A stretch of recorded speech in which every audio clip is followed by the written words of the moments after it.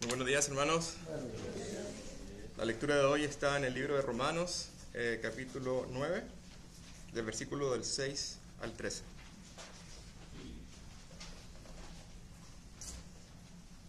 Así dice la palabra del Señor. Pero no es que la palabra de Dios haya fallado, porque no todos los descendientes de Israel son Israel, ni son todos hijos por ser descendientes de Abraham, sino que por Isaac será llamada tu descendencia. Esto es, no son los hijos de la carne los que son hijos de Dios, sino que los hijos de la promesa son considerados como descendientes, porque esta es la palabra de promesa. Por este tiempo volveré, y Sara tendrá un hijo.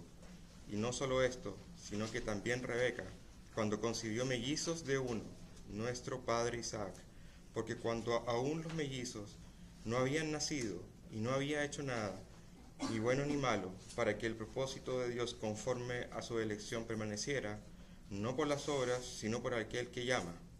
Se le dijo a ella, el mayor servirá al menor, tal como está escrito, a Jacob amé, pero a Saúl aborrecí. Hermanos, esta es la palabra del Señor. Gracias a Dios. Oremos. Oh, nuestro Santo Dios, gracias por tu amor.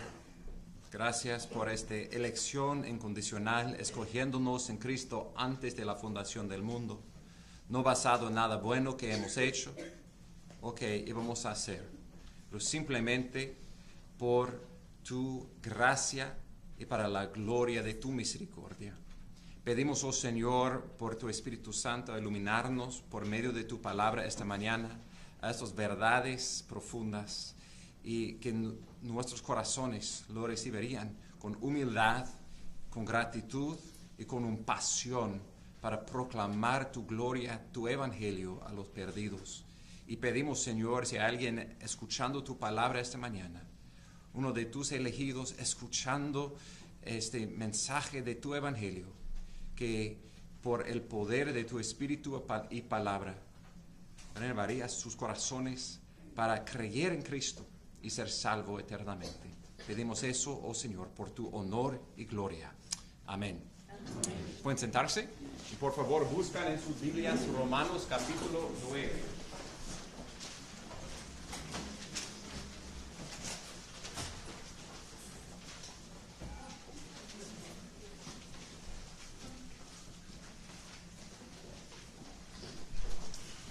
Hoy vamos a hablar acerca de la elección. Y si están mirando las noticias, probablemente están pensando en la elección presidencial, pero no vamos a hablar acerca de eso, aunque podemos orar por la fidelidad y misericordia de Dios en eso también. Pero estamos hablando acerca de la elección incondicional de almas para la salvación en Cristo. ¿Qué es la elección? Elección es la obra de Dios en escogiendo quiénes son los suyos, quiénes son parte de su pueblo para siempre. Cada creyente en la Biblia tiene que creer en la elección. Es muy claro en nuestro pasaje que vamos a ver hoy, como Efesios 1, que Dios nos ha escogido en Cristo antes de la fundación del mundo. Todo verdadero creyente está de acuerdo en la elección. El debate es acerca de qué tipo de elección o qué hace la diferencia. Hay una postura que se llama el arminianismo que dice Dios ha elegido los que Él con su previo conocimiento sabe va a creer en Él. Y basado en nosotros escogiendo a Dios, Dios ha escogido a esas personas. Hay una condición en este caso de la elección. Y la condición es que nosotros con libre albedrío escogemos a Dios. Y basado en eso, Dios escoge a estas personas. Vamos a ver que no es la enseñanza bíblica. Vamos a ver que la elección no es basado en nuestras obras, en nuestra voluntad, sino en la gracia soberana de Dios. lo que vamos a ver, conforme no a un teólogo, conforme a Dios mismo en Romanos 9, es que Dios ha escogido a los suyos en Cristo, no basado en nosotros. Por eso se llama una elección incondicional. Es decir, no por una condición en nosotros, más para la gloria de Dios. Conforme a su gracia y misericordia, Él ha elegido quienes iban a creer en Él. Esta doctrina, vamos a ver, va a humillarnos, y creo que esta es la razón porque recibe tanto, es rechazado de muchos, porque al fin de cuentas llegamos a decir, no hay nada en mí, no hay nada que he hecho, no hay nada que me hace mejor que otra persona. No es por raza, es por gracia. No es por obras, es por su misericordia. Entonces, si es por nada en mí, ¿qué tengo para defenderme ante Dios o gloriarme ante Dios? Y la respuesta es nada. Toda la gloria es para Él, porque la salvación desde el principio hasta el fin es del Señor. Esta doctrina es difícil, es una doctrina que resulta en muchas preguntas. Y Pablo está respondiendo a varias preguntas, dos en nuestro pasaje. Primero, en versículos 6 a 13, la pregunta es, ¿ha Dios sido infiel a sus promesas a Israel? Y la respuesta es, claro que no, Dios no es infiel. Dios es lleno de gracia para elegir a unos y no a otros. Resulta en otra pregunta, la pregunta natural. Entonces, este no es justo. ¿Cómo Dios puede escoger uno si no tiene que dar salvación a todas las personas? La pregunta, ¿Dios es injusto? Y la respuesta es no. Si es lo que queremos, justicia, todos irían al infierno. Y Dios es justo, juzgar al pecado, como en Faraón. Pero Dios es lleno de misericordia para salvar a unos. Y por eso debemos gloriarnos en Dios. Vamos a entrar en ese texto y ver la gloria de Dios en la elección incondicional. Recuerde el contexto de Romanos 9, 1 a 5. Él ha contado los beneficios que Él ha dado a Israel. Como Dios en su plan de salvación maravilloso escogió a Abraham, Isaac y Jacob, las patriarcas. Dios hizo un pacto con Abraham, dio promesas a Abraham, que por medio de él iba a darle una familia grande, un simiente, él iba a darle la tierra prometida, y por medio de él iba a bendecir todas las naciones, es decir, no solamente los judíos o Israel, pero los judíos y los gentiles, todo el mundo sería bendecido por Abraham. Y lo último y grande bendición que Dios ha dado a Israel, en versículo 5, es que por medio de él vino el Cristo, el Mesías, el Salvador ungido para salvar. Pero ¿qué pasó cuando Jesús vino en carne? La mayoría de los judíos rechazaron a su Cristo prometido. Y la pregunta entonces es, ¿ha la promesa de Dios fallado? ¿Es su palabra débil? Y debe causarnos de pausar por un segundo y considerar la importancia de esa pregunta.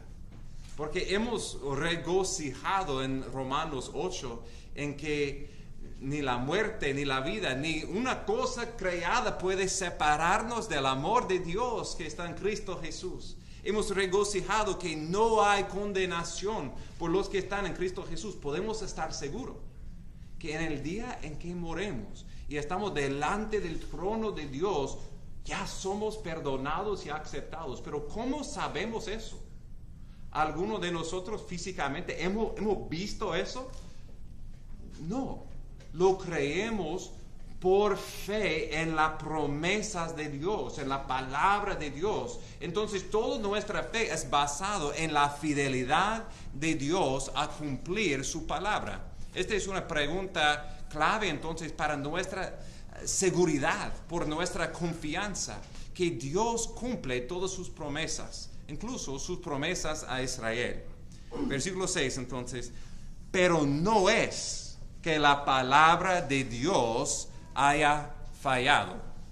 La palabra de Dios nunca regresa en vano a Él. Siempre Él cumple sus promesas. Y Él explica cómo puede ser entonces que Cristo vino, pero la mayoría de los suyos lo rechazó. Versículo 6.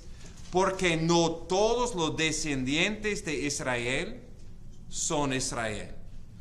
¡Wow! Él con unas palabras breves responde poderosamente a la pregunta y podemos terminar allí.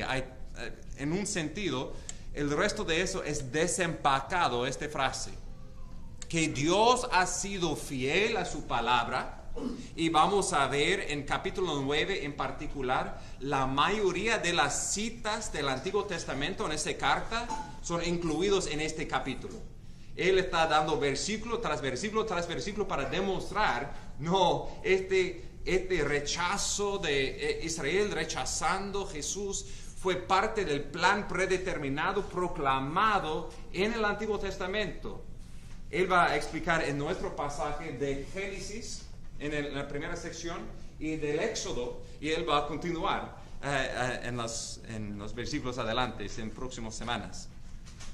Y la respuesta central es que no todo Israel, podemos añadir, físico, es el Israel espiritual. Hay una diferencia entre los que tienen la sangre de Abraham y los que tienen la fe de Abraham. En Romanos 4, versículo 16, Pablo ya ha dicho: por eso es por fe, para que esté de acuerdo con la gracia, a fin de que la promesa sea firme para toda la posteridad, no solo a los que son de la ley, sino también a los que son de la fe de Abraham, el cual es Padre de nosotros. Como está escrito: te he hecho Padre de muchas naciones. Ya en Romanos 1-4, él ha explicado que la verdadera familia de Dios son los que tienen la ley, o no los que son descendidos por la sangre de Abraham. La familia de Dios, los que son justos, son los que tienen la justicia que recibimos por fe. Abraham creyó a Dios y su fe fue contado por justicia. Y cada persona quien cree en este Dios y en sus promesas, somos contados justos. Somos parte de la familia de Dios. Somos los herederos de Abraham. Somos los descendientes de Abraham, no por nuestra sangre, por fe. Somos parte del pueblo de Dios. No todo Israel son el verdadero Israel. Y regresando a Romanos 9, versículo 7, ni son todos hijos por ser descendientes de Abraham, sino que por Isaac será llamada tu descendencia. En versículos 7-9, él va a dar la primera explicación de no todo Israel son Israel, y que Dios ha sido fiel a su palabra. Él va a hacerlo citando la palabra, dando dos ejemplos. Primeramente, él va a dar el ejemplo de Isaac y Ismael. Y segundo, de Jacob y Esaú. Pensamos entonces en esta línea de la genealogía de Abraham. Versículo 8. Esto es, no son los hijos de la carne los que son hijos de Dios, sino que los hijos de la promesa son considerados como descendientes. Porque esta es una palabra de promesa. Por este tiempo volveré y Sara tendrá un hijo. Piensa en la historia de Abraham. Abraham era un idólatra en Ur de los Caldeos. Dios vino a él por su gracia soberana y él llamó para ir a la tierra que él no ha visto con sus ojos. Dios le prometió en su pacto esta tierra una grande familia y para bendecir las naciones. Abraham se fue con su esposa, con su familia, y pasó años allí esperando, pero no veando el cumplimiento de esa promesa. Y a este punto él era de mayor edad y pensando, tal vez mi herencia va a pasar a mi siervo y no voy a tener este hijo. Y Dios llamó a Abraham para ir afuera por la noche. Él vio las estrellas y Dios le prometió: Abraham, mira, tantas estrellas que no puedes contar, así serán tu descendencia. Y la escritura dice, Génesis 15:6, Abraham creyó Dios y su fe fue contado por justicia.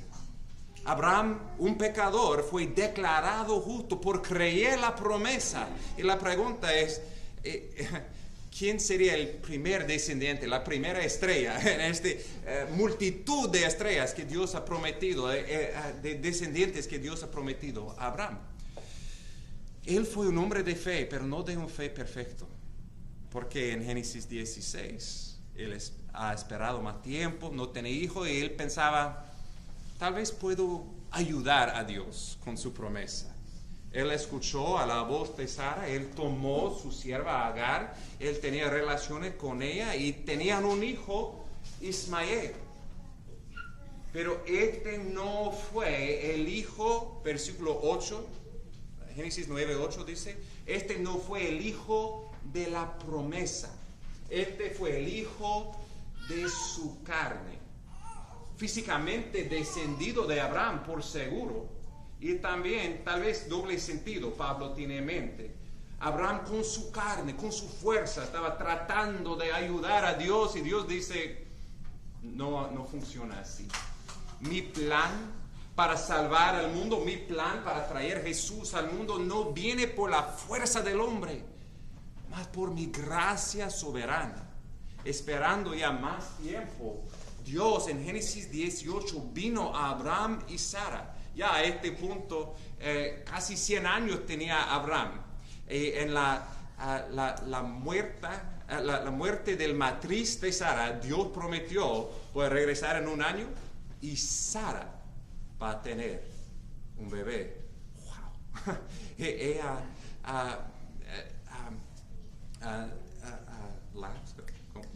se rió de eso.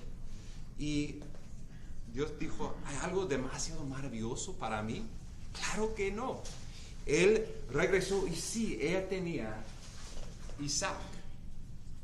Entonces, el punto que Pablo está trayendo aquí es que ¿quién hizo la diferencia aquí? ¿Por qué Isaac y no Ismael? Versículo 8, es porque uno fue de la carne, uno fue de la promesa. Por la gracia soberana de Dios, dando un hijo a Abraham y Sara cuando fue imposible para ellos, pero posible para Dios. La salvación es del Señor, no de nuestra fuerza, no de nuestra carne. Pero tal vez escuchando eso podemos pensar, entendemos por qué Dios escogió Isaac y no Ismael. Este fue un hijo ilegítimo, este fue un hijo de una sierva, y por esa razón. Pero para hacer claro, este no fue la razón, fue por la gracia soberana de Dios. Él da el segundo ejemplo, versículo 10 a 13, el ejemplo de Jacob y Esaú, versículo 10. Y no solo esto, sino que también Rebeca, cuando concibió mellizos de uno, nuestro padre Isaac, porque cuando aún los mellizos no habían nacido y no habían hecho nada, ni bueno ni malo, para que el propósito de Dios, conforme a su elección, permaneciera, no por las obras, sino por aquel que llama, se le dijo a ella, el mayor servirá al menor, tal como está escrito, a Jacob amé, pero a Esaú aborrecí. Después de Isaac casándose con Rebeca, cuando todavía estos bebés eran en el matriz de Rebeca, antes de que han hecho algo bueno o malo, ¿qué pasó? Dios vino a ella, le dijo que el mayor iba a servir al menor, es decir, Esaú iba a servir a Jacob, que la bendición iba a pasar de Isaac con una sorpresa grande al menor y no al mayor. ¿Y por qué razón? Pues versículo 10, no puede ser por raza, no puede ser por su DNA, teniendo el mismo padre, el mismo madre, ¿ok? Si no fue por su raza, tal vez por sus obras. Nota versículo 11. Cuando no aún lo me hizo, no habían nacido, no habían hecho nada, ni bueno ni malo. Ok. ¿Qué sabiduría de Dios para darnos un ejemplo tan claro. Tienen el mismo padre, tienen el mismo abuelo, tienen el mismo sangre en lo mismo, en la misma persona, y no han hecho nada. Entonces, ¿quién hace la diferencia? Si no es Jacob, si no es Esaú, ¿quién hace la diferencia en la salvación de uno y no del otro? De la bendición para uno y no del otro. El texto es tan claro. Cuando no han hecho nada, ni bueno ni malo, versículo 11, ¿para qué? El propósito de Dios, conforme a su elección, permaneciera, no por las obras, sino por aquel que llama. ¿Quién hace la diferencia? Dios. Dios, por su propósito, por su elección, por su llamamiento. Escuchando esas palabras, debemos regresar a Romanos 8.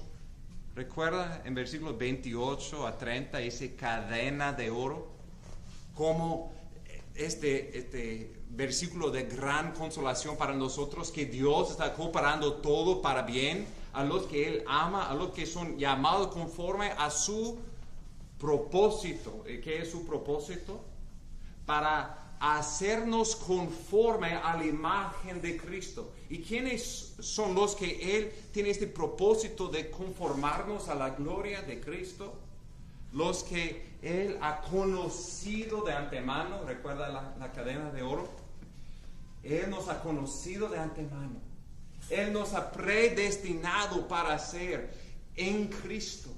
En tiempo, Él nos ha llamado con un llamamiento eficaz, es decir, Él nos ha regenerado, Él nos ha dado fe en Cristo, Él nos ha causado de ser nacido de nuevo. A esos, con fe en Cristo, Él nos ha justificado, y justificado en Cristo, hemos sido glorificados en Cristo. Esta cadena que no puede ser roto es la salvación por la gracia soberana de Dios. Él nos conoció, Él nos predestinó, Él nos llamó y Él en el fin va a glorificarnos con Cristo. Es increíble, la salvación del principio hasta el fin es del Señor. Y este es su propósito para salvar a su pueblo, a sus elegidos, para, vamos a ver, para su gloria. No de nosotros, es un don de Dios. Amamos a Dios porque Él nos amó primero. Y Él no podía ser más claro. Versículo 11. No por las obras, sino por aquel que llama. Si estás aquí pensando o entendiendo, yo sé que Dios no me ha amado porque soy mejor persona que otra persona. Dios me eligió por su gracia soberana, pero hay algo en nosotros, algo en nuestra carne que es como el fariseo, diciendo, doy gracias a Dios que no soy como este publicano. Gracias a Dios que Él me escogió porque Él sabía tantas veces yo iba a asistir a la iglesia. Y no solo eso, las reuniones, los miércoles, incluso las reuniones de oración, vean, tan santo que soy, que yo iba a leer la Biblia todos los días, casi todos los días. Dios tiene misericordia, pero ya soy mejor que las personas que no hacen eso. Y acumulamos cosas que, aunque sabemos que esta no es la razón porque éramos escogidos, que en nuestro orgullo pensamos que tenemos algo que nos diferencia que la persona peor que nosotros. Arrepentimos de todo ese orgullo, de todo este pensamiento que por ninguna obra podíamos ser mejor que otra persona. Es por el propósito de Dios, por la elección de Dios, es por su gracia en llamando a nosotros y por nada en nosotros. Y cuando lleguemos a eso, tenemos más compasión por personas que todavía están ciegos a esta gloria de Dios, a esta compasión de Dios. Y podemos orar y predicar a ellos sabiendo la única persona quien hizo la diferencia fue Dios. Y este debe causarnos de gloriarnos en Dios, de regocijar y alabar a Dios. Él da prueba de esta verdad citando dos versículos. Primeramente, en versículo 12, Génesis 25, versículo 23, se le dijo a ella: el mayor servirá al menor. Si podemos decirlo naturalmente, la bendición normalmente pasa al primogénito. Siendo el primogénito de 4 hermanos en mi familia, me gusta mucho esta regla. Funciona bien, doble porción para nosotros. Pero Dios, en su gracia sorprendente, escoge el menor para ser servido del mayor. Y aunque al fin de cuentas las razones por qué Dios escoge unos y no a otros, no podemos, claro, poner la razón en la persona. Las razones son en Dios. Pero un patrón que vemos es que muchas veces, como 1 Corintios 1 dice, Dios escoge lo débil para humillar al poderoso, el pobre para humillar al rico, el necio para humillar al sabio, de los sabios de este mundo. Y Dios escogió el menor para recibir la bendición, para ser el bisabuelo de Jesucristo, y no Esaú. Y no por nada en uno de los dos, pero para demostrar su propósito, el poder y gracia de su elección. Versículo 13, tal como está escrito. Él da un segundo ejemplo bíblico. Él se mueve de Génesis, el primer libro de la Biblia, hasta Malaquías, el último profeta en el Antiguo Testamento. Desde principio y fin, la Biblia enseña esta verdad. Y él dice: a Jacob amé, pero Esaú aborrecí. Wow, palabras fuertes. Esta es una citación de Malaquías 1, versículos 2 y 3. Malaquías, en este punto, estaba hablando a las descendientes de Jacob. Recuerda que Dios cambió su nombre a Israel. Él estaba hablando a Israel. ¿Quién estaba diciendo? Por el exilio y todo lo que han sufrido y lo que estaban sufriendo, Dios no nos ama. Y Dios dice: ¿cómo es que no te ha amado? Piensa en tus abuelos, piensa en los patriarcas, y como he amado a Jacob, he aborrecido a Esaú. Y como eso ha sido demostrado en las naciones que vinieron de ellos. Como he demostrado mi fidelidad vez tras vez a ti, Israel. Y como no he amado en la misma manera los descendientes de Esaú, que son llamados los edomitas. Como Dios hizo una distinción y hizo un pacto con Israel y no con Edom. Y esta es una demostración que él tenía indignación, esta palabra, por su amor por Jacob en ese contexto. Es un amor pactal, es un amor escogiendo Jacob. Entonces, ¿qué es aborrecer a Esaú? Es rechazar a Esaú. O Malaquías 1:4 dice que él fue indigno con ellos por su pecado. Dios, en ese sentido, amó con un amor inmerecido a Israel. Y él ha rechazado por razones merecidos Esaú y Edom. Dios hizo la diferencia escogiendo a uno y no a otro. Este debe causarnos otra vez de humillarnos y con gratitud dar gracias a Dios por escogiendo a nosotros. Pero resulta la pregunta, este no es justo. Recuerda una historia en la vida del predicador C.H. Spurgeon de Inglaterra. Una mujer, escuchando eso, vino a Spurgeon y le preguntó: pastor, no lo entiendo. No lo entiendo ese versículo 13. ¿Cómo es que Dios puede decir: a Jacob amé, pero a Esaú aborrecí? Y Spurgeon dijo: tampoco no lo entiendo. ¿Cómo puede ser? Pero quiero entender mejor. ¿Cuál parte no entiendes? Ella dijo: no entiendo cómo puede ser que Dios aborreció a Esaú. Y Spurgeon sabiamente dijo: entiendo totalmente cómo Dios aborreció a Esaú. ¿Has visto el pecado de Esaú? ¿Has visto su rechazo de su primogenitura? ¿Has visto cómo él menospreció la bendición del Señor? Claro que sí. Lo que no me entiendo es cómo Dios amó a Jacob. Cuando lo invertimos así, poniendo al hombre como digno de ser amado, todos son dignos de ser salvados, elevamos al hombre y menospreciamos la misericordia de Dios. Pero Jacob era un pecador como Esaú y como tú y yo. Él fue un engañador quien no mereció la bendición del Señor. Pero Dios amó a Jacob. Y Dios ha amado a nosotros. Y este amor debemos encontrar sorprendente, asombroso para amar pecadores como nosotros. Pero la pregunta natural que sale para nosotros es: cuando entendemos correctamente Dios ha escogido a unos y no ha escogido a otros, nuestra primera reacción es: este no es justo. Y esta es una indicación que estamos entendiendo Pablo correctamente. Porque esta es su próxima pregunta en versículo 14. ¿Qué diremos entonces? ¿Que hay injusticia en Dios? ¿Qué decimos a eso? De ningún modo, de ninguna manera, imposible si pudiera decirlo. No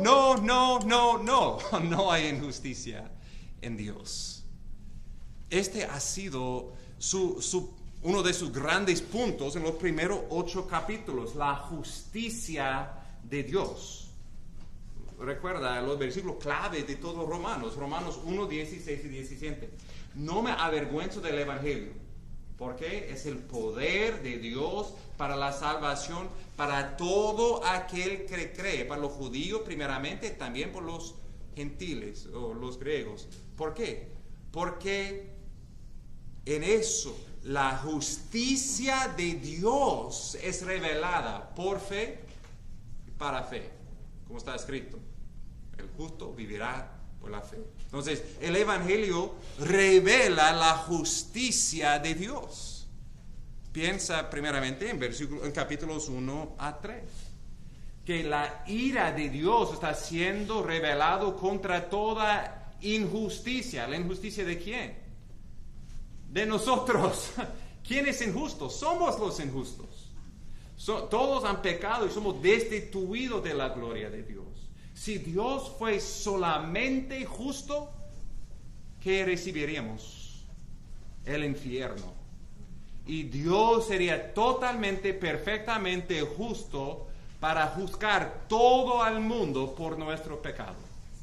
Si lo que queremos es justicia, vamos a recibir el infierno.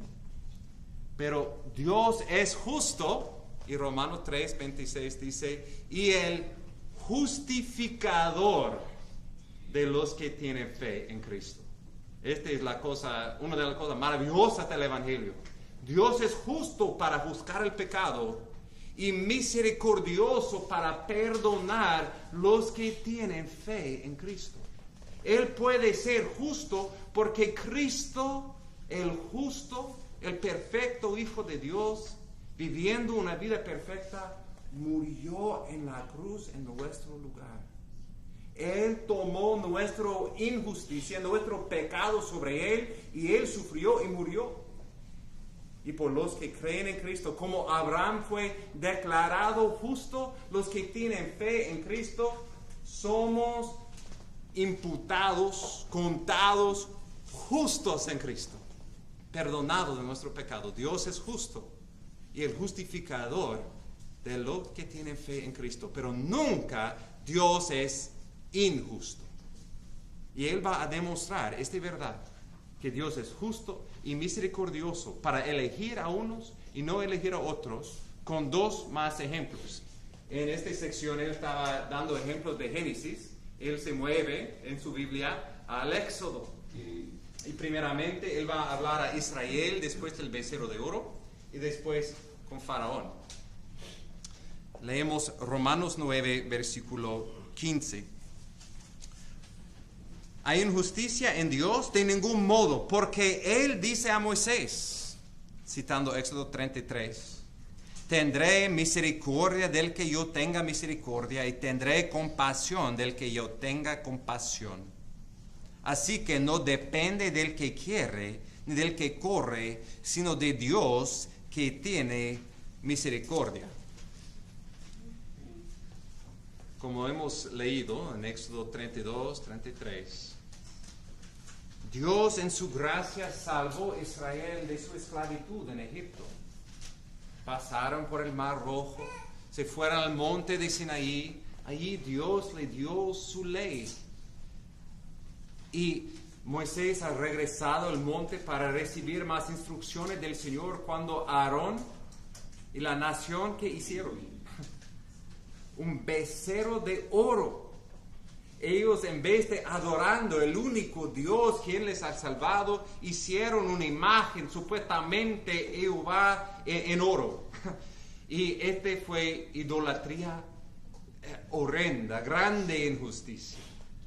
Y Moisés, escuchando el sonido de las orgías y esta idolatría pasando, él tiró las dos tablas al piso, a la tierra, rompidos para demostrar, ellos han roto totalmente al pacto y eran dignos totalmente de ser destruidos. Pero hemos visto lo que Pablo hizo en Éxodo 32, como él intercedió por el pueblo, él oró por el pueblo, como Pablo en Romanos 9:3 dijo que si era posible para ser cortado de Cristo, para ir al infierno, para salvar a su pueblo. Moisés dijo casi lo mismo, diciendo, si no vas a perdonarle, toma mi vida. Y Dios en su justicia tomó uno, pero Él no totalmente removió la nación de Israel. Él tenía compasión de ellos. Y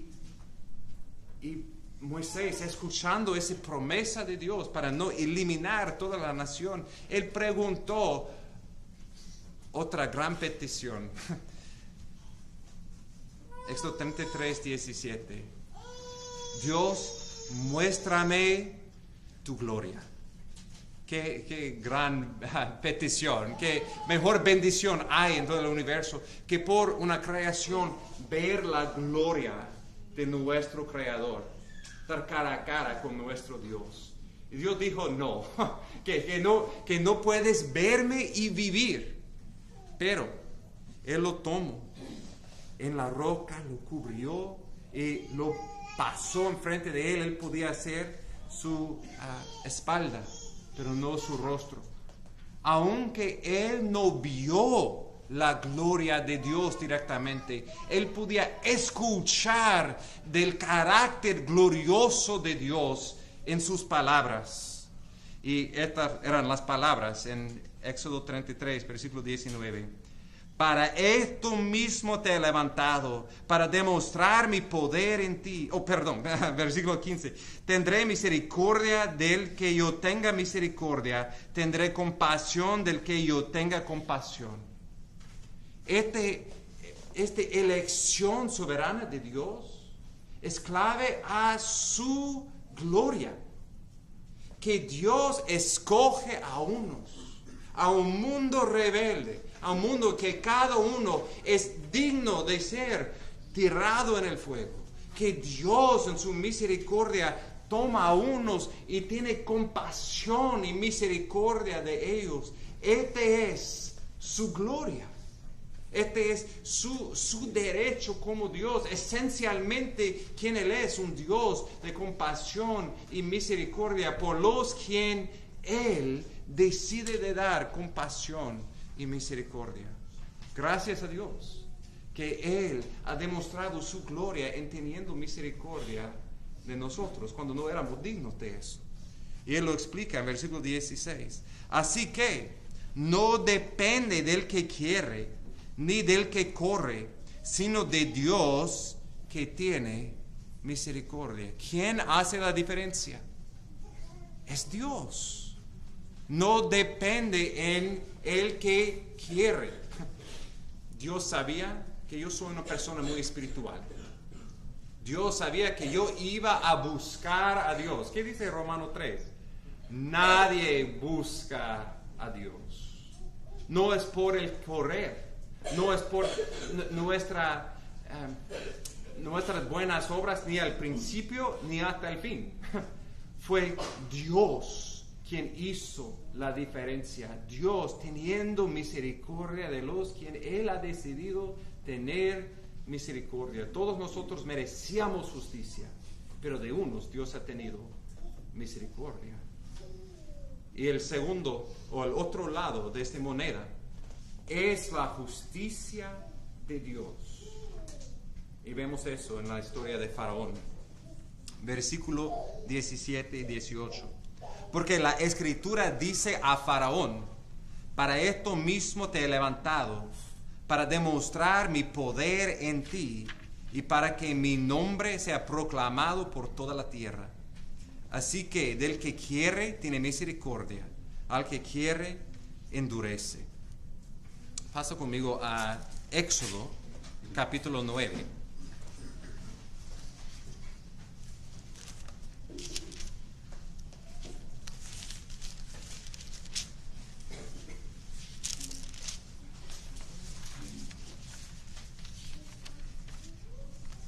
Recuerda que Israel en este punto era esclavizado en Egipto. Y Dios en su gracia vino a Moisés en el desierto, en la zarza ardiente, y dijo a él que él debe regresar a Faraón y decirle: Israel es mi hijo, deja ir a mi hijo. Y él sabía cómo Faraón iba a responder. Y cuando él proclamó la palabra de Dios, Faraón endureció su corazón. Escucha bien eso. Faraón endureció su propio corazón. 7 veces el texto dice que él endureció su corazón. Leemos cómo Dios dio no solamente una plaga convirtiendo el río Nilo en sangre, pero a este punto en la historia, en Éxodo 9, 6 plagas demostrando el poder de Dios. Y preparando para el séptimo, Éxodo 9:12, leemos: Jehová endureció el corazón de Faraón y no los escuchó, tal como Jehová había dicho a Moisés. 7 veces dice que Faraón endureció su propio corazón. 14 veces dice que Jehová endureció el corazón de Faraón. ¿Quién fue? Los dos. Faraón endureció su corazón y Dios lo entregó a su corazón endurecido. ¿Por qué razón? Versículo 13. Entonces dijo Jehová a Moisés: levántate muy de mañana, ponte delante de Faraón y dile: así dice Jehová, el Dios de los hebreos, deja ir a mi pueblo para que me sirva. Porque esta vez enviaré todas mis plagas sobre ti, sobre tu siervo, sobre tu pueblo, para que sepas que no hay otro como yo en toda la tierra. Porque si yo hubiera extendido mi mano y te hubiera herido a ti y a tu pueblo con pestilencia, ya habría sido cortado de la tierra. Pero, aquí está nuestro versículo citado en Romanos 9. Pero en verdad, por esa razón te he permitido permanecer, para mostrarte mi poder y para proclamar mi nombre por toda la tierra. Y todavía te enalteces contra mi pueblo, no dejándolos ir. Vemos en eso, por un lado, Dios demostrando su soberanía, endureciendo el corazón de Faraón y diciendo la razón porque él no ha quitado Faraón con la primera plaga. Dice, yo podía hacer eso. Yo soy el creador del universo, no necesitaba, tal vez con estos magos de Egipto necesito hacer algo un poco más poderoso. No, él podía mover rápidamente al 10º plaga. Pero ¿por qué él puso Faraón en su trono?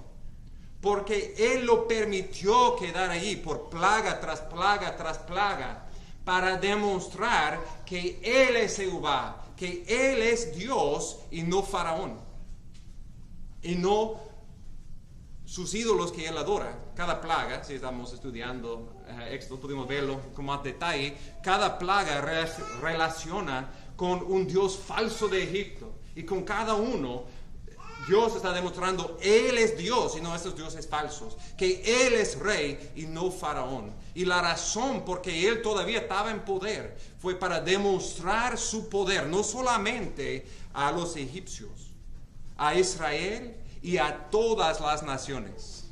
Cuando llegamos a Josué, escuchamos de Rahab, un gentil, quien escuchó lo que Dios hizo en el Éxodo, lo que Dios hizo con Faraón, y ella tembló y confió en el Señor.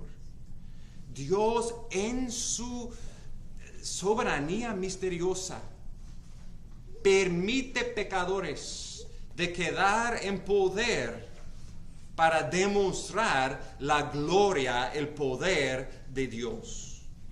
Necesitamos entender. Regresamos a Romanos 9 y versículo 18. Así que del que quiere tiene misericordia, y al que quiere endurece. Creemos en lo que los teólogos se llaman la doble predestinación. Doble predestinación, es decir, los que son predestinados a la salvación y los que son predestinados a la reprobación. Los que van al cielo, los que van al infierno. Pero tenemos que distinguir entre la obra de Dios en la predestinación o la elección a la salvación y la elección a la reprobación. En la elección a la salvación, como hemos visto, desde el principio hasta el fin, es la obra de Dios. Cuando éramos muertos en nuestros delitos y pecados, Efesios 2:1 dice que por gracia Él nos ha salvado. Es Él quien nos escogió cuando éramos sus enemigos. Él envió a Cristo para morir por nosotros. Él nos eligió, Él envió a Cristo, Cristo murió por nosotros. Él nos dio fe, Él quitó nuestros corazones endurecidos y Él nos dio un corazón de carne para creer en Él. Desde el principio hasta el fin, fue Él quien nos salvó. No podemos ya jactarnos de nuestra fe. Esto mismo fue un don de Dios. No es exactamente lo mismo con la reprobación. Con la reprobación, Dios no tomó una persona neutral y decidió a este hermoso faraón, yo voy a darte un corazón endurecido. No, este fue un pecador rechazando a Dios, endureciendo su corazón en contra de Dios. Y Dios, como Romanos 1 dice, lo entregó a su pecado. Dios es luz. 1 de Juan 1:5. En Él no hay tinieblas. Él no da un corazón endurecido, Él lo permite al hombre de continuar en su pecado. Claro, Él es soberano en decidiendo entre ese mundo rechazando a Él, a quienes Él va a escoger y demostrar misericordia, y a los que Él va a entregar a su pecado. Y todavía escuchando eso, podemos aceptarlo por fe, pero es difícil. Porque hay algo en nosotros que piensa, si yo era Dios, yo lo haría diferente. Yo salvaría a todos. Vamos a llegar no tenemos tiempo para continuar, entonces vamos a llegar a la pregunta, versículo 19, porque pues todavía, ¿por qué reprocha a Dios? ¿Por qué quien resiste su voluntad? Si somos todos robots, ¿cómo puede Dios tomarlo? Tenemos que dar cuenta por eso. Vamos a responder a eso. Pero en breve, su respuesta es, ¿quién eres tú, hombre, para responder a Dios? Llegamos a un límite de nuestra humanidad y no podemos entender todas las razones del Dios infinito, que fue el plan perfecto, fue por Él a demostrar misericordia a unos y justicia a otros. Nunca injusticia, justicia o misericordia. ¿Y por qué eso? Las razones son en Dios. No podemos totalmente entender. Pero lo que hemos visto en estos dos ejemplos de Israel y en Faraón fue o es para su gloria. Moisés pidió, muéstrame tu gloria, esta es mi gloria. Yo tengo compasión de quien tengo compasión. Faraón endureciendo su corazón en contra de Dios, y Dios demuestra la razón, porque todavía tú estás en tu trono, es para mi gloria. Aunque no podemos entender todas las razones, lo que podemos recibir por fe es que Dios es bueno, y lo que Él hace para su gloria, y este es el plan mejor en todo el universo. Somos criaturas y no podemos entenderlo, pero podemos saber por seguro que no somos más justos que Dios, que no somos más misericordiosos de Dios, que no somos más sabios que Dios, ni más fiel que Dios. Él es Dios y no somos. Y al fin de cuentas, aunque tal vez no nos gusta nuestra carne, tal vez todavía no siente cómo debe ser, tenemos que recibir por la fe lo que la palabra dice, y lo más que lo recibimos por fe, lo más que creemos eso, ese no resulta en un orgullo diciendo soy mejor que esta persona que no es elegida. No sabemos primero quiénes son los elegidos o no, solamente Dios sabe. Pero debe resultar en un profundo humildad y gratitud, porque nuestra salvación fue por su gracia y no por nuestra raza, no por nuestros padres, no por nuestras buenas obras. ¿Escuchan eso? Jóvenes, niños, no es suficiente tener padres que son cristianos. No fue suficiente descender del padre Abraham. Este fue el error de los judíos en los tiempos de Jesús. Y él dijo, tú no eres un hijo de Abraham, tú eres, Juan 8, un hijo de Satanás. ¿Cómo podemos saber? Saber que somos los elegidos. Confiar en Cristo. Los que son los descendientes de Abraham son los descendientes por fe en Jesús. Nadie puede decir en el último día, fue culpa tuya, oh Dios. Faraón no puede decir, si había un 11 plaga, tal vez esto sería suficiente para mí. No, es nosotros quienes son responsables. He compartido eso antes. Tenía una amiga en la universidad, quien estudiando Romanos juntos, teníamos un estudio bíblico, ella no fue creyente. Y ella dijo, entonces es la culpa de Dios que no voy al cielo. puede ser. No creo en Él. Y si voy a creer en Él, Él tiene que darme fe. Y si Él va a darme fe es porque Él tiene que elegirme. Tenía en parte un buen entendimiento de la Escritura. En otro lado, totalmente equivocado. Porque Romanos mismo habla de la obediencia de la fe. Es un mandamiento. Y la promesa, Romanos 1:16, no me avergüenzo del Evangelio, porque es el poder de Dios para la salvación para todo aquel que cree. Para este todo significa todo aquel que cree. Cree en Cristo. Cree en Cristo. Y con fe en Cristo, tú vas a saber por el otro lado la razón por qué has creído en Cristo. Es porque Él te ha amado antes de la fundación del mundo. Otro ejemplo de Spurgeon. Da la ilustración de la salvación como una puerta. Y sobre la puerta, por los que están afuera, por los que todavía no han creído en Cristo, dice: ven a mí, todos los cansados y cargados, y te daré descanso. Esa es una invitación para todo el mundo. Venir a Cristo, confiar en Cristo, por fe recibir el perdón y descanso de nuestras almas. Y pasando por la puerta, confiando en Cristo, siendo salvo, viendo por el otro lado de la puerta. Efesios 1. Escogido de Dios en Cristo antes de la fundación del mundo. Vea, no te preocupes si no estás en Cristo. Ahora no sé si soy elegido o no.